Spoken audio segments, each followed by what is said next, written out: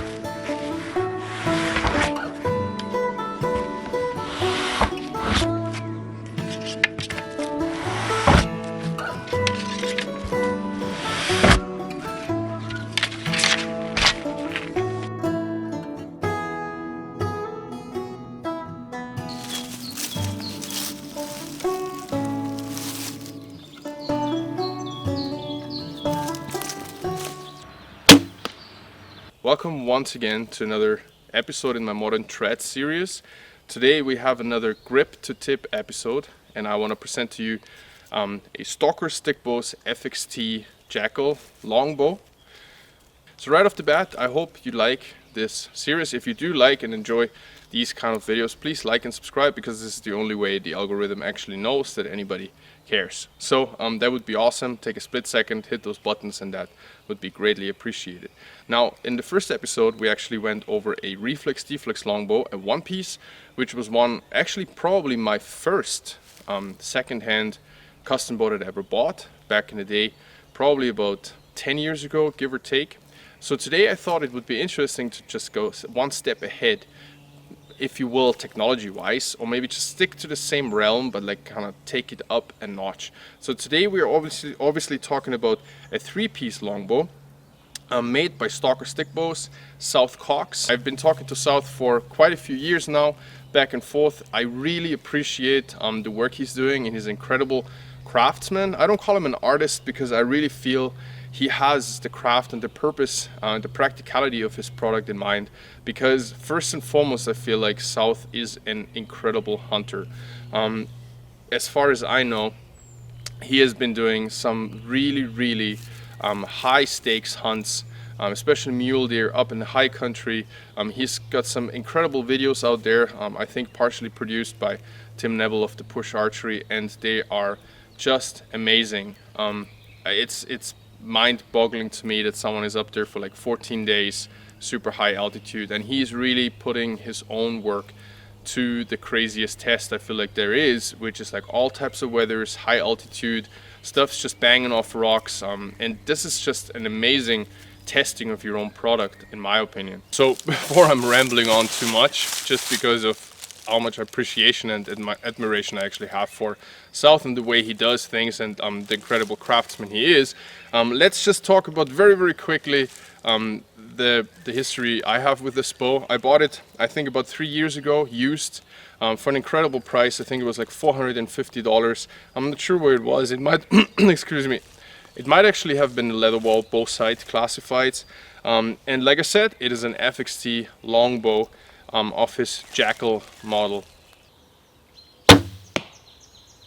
So ever since I've gotten the bow, I've also gotten a separate pair of limbs that came up a few weeks later, which actually makes it a recurve. So I'm going to be talking about this in the future. But right now I just want to show you the bow the way I got it. I took it also on my absolutely first bow hunt in our neighboring country there in Hungary, and this is where I took it. And this was a very, very important event for me because I had this coming for about the last 20-25 years. Ever since I was a child, I wanted to really do the fair chase and put the meat in the freezer that way. So I understand it's a little bit of a controversial topic, but I just wanted to place this here without further talking about it.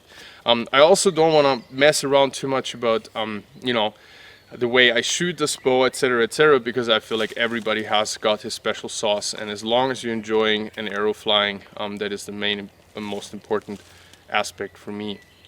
So let's just get it started with the actual grip to tip, and let's talk about what this bow actually is. Alright folks, so I hope here in the evening sun we're actually getting a beautiful look at the bow. So let's just really take it from grip to the tip. So this is a Jackal. The FXT means that we actually got 3 grip laminations with the curved lam. So in here there is Cocobolo on the belly and the back side of the bow, and then we've got some ebony in there in between, some black ebony. So this makes the riser quite heavy, which is of course very greatly appreciated because I do shoot a heavier mass weight bow a lot better. But on the other hand, it's also not as heavy as my ILF bows, of course, which means that this bow is actually teaching me a lot, and it also requires me to really concentrate on my bow shoulder. Then we have got some laminations here on the very belly of the bow, on the back of the bow, excuse me, and you can see right off the bat that South is doing a quite staggering job on the way he sculpts these grips. So it really puts your hand in a nice 45-degree angle. You see the sculpting is absolutely mind-boggling. He also cuts them past center a great bit. I would say this is about 3/16 cut past center, maybe even more. You will find out all of these things on South's website that I of course gonna link below. Now here on the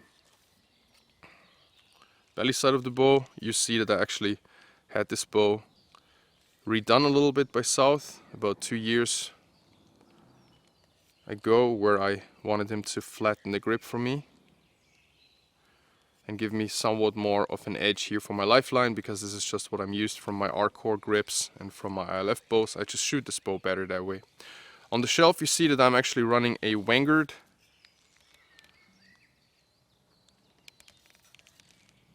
fishing line rest, and this bow definitely deserves a little bit of a close-up as well, but you can actually see that I am not too easy on that thing. There's quite a few scratches and dings.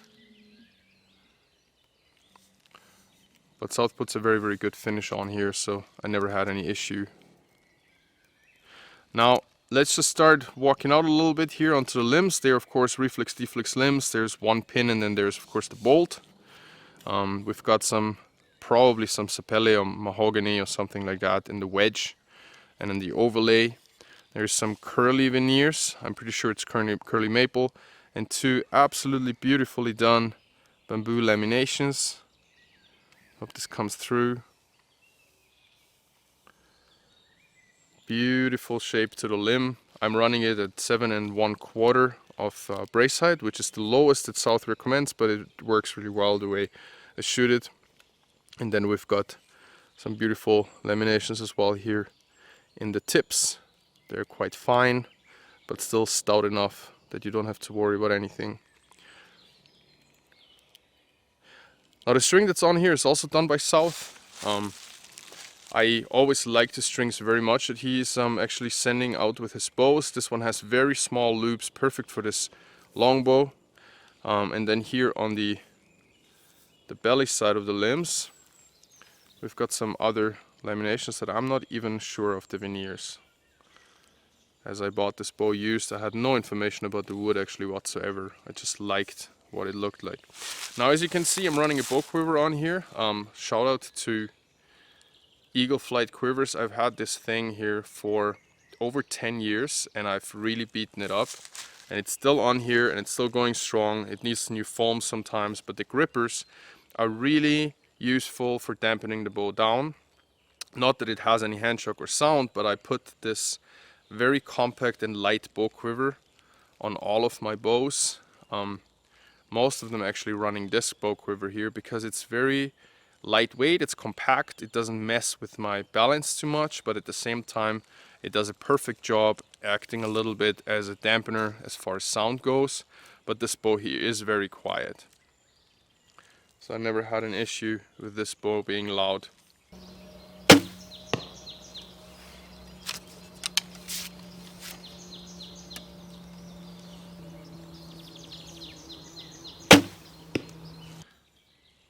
Just another look here at the grip, just because it is such a thing of beauty. I hope this evening sun is actually helping a little bit with bringing out the colors, because otherwise this bow looks just very dark. Now I thought I was just gonna give it another go here outside of the sun. You can see it's quite dark, but just giving you a little bit of a contrast of what it looks like without the warm evening sun. Now all these bows are fully customizable. South also redoes grips quite a lot.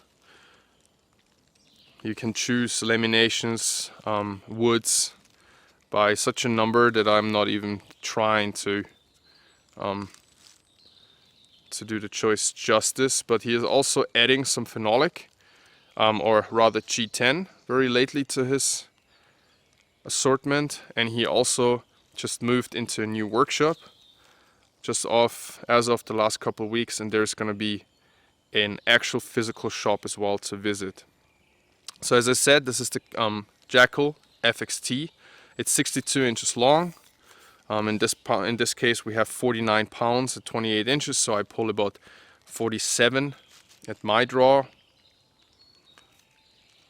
And I hope this was a good look for you guys.